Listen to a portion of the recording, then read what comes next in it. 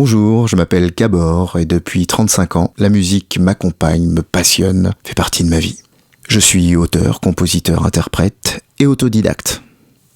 Autodidacte, pas tout à fait en fait.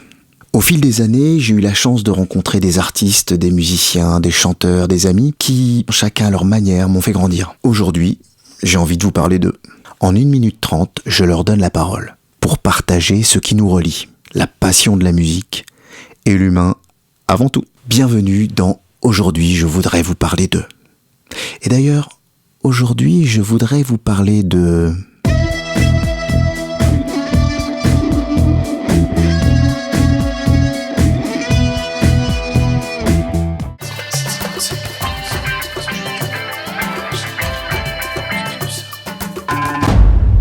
J'ai rencontré Gabor chez des amis, et plus précisément chez Agathe et Christophe. Et évidemment, il me semble que je l'ai rencontré avec sa guitare.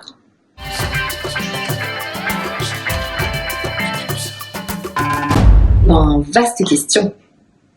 Je pense que tout a basculé quand j'ai une amie qui a appris le cancer de son fils généralisé.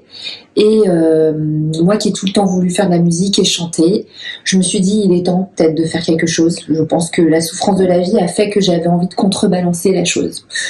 Donc je me suis mise à chanter, faire de la musique. Et je n'ai pas plus arrêté. Voilà, vraiment droguée.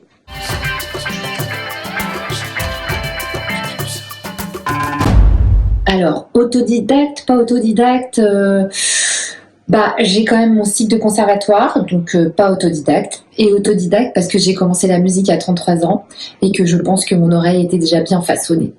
Donc je chantais déjà.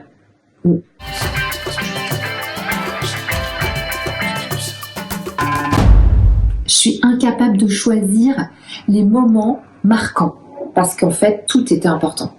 La petite chose, ça va de la première fois que j'ai commencé à chanter lyrique où j'ai découvert cette voix, ça va jusqu'à des premiers gros concerts ou même les gros concerts pour des mécènes, le parcours, même avec toi Gabor, où tu étais sur scène avec tous les enfants des écoles, c'était incroyable.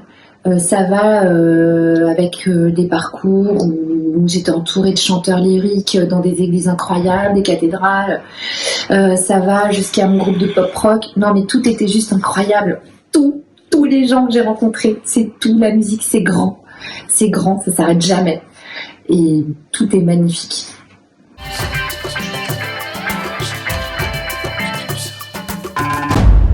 Gabor, je suis carrément obligée de penser à toi avec j'aime ces visages figés sur le papier, elles sont indélébiles, toutes ces têtes juvéniles. Comment oublier ça? Ce n'est pas possible.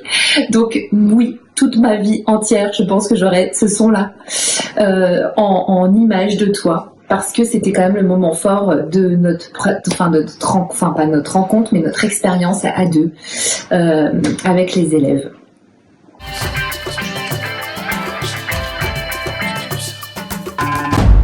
Bon, s'il faut choisir une seule émotion, pas simple. Parce que la musique, c'est toutes les émotions, c'est l'illustration de la vie même. Mais s'il faut choisir, choisis. Alors ça va être la joie. Pourquoi? Voilà, je vais être très philosophique.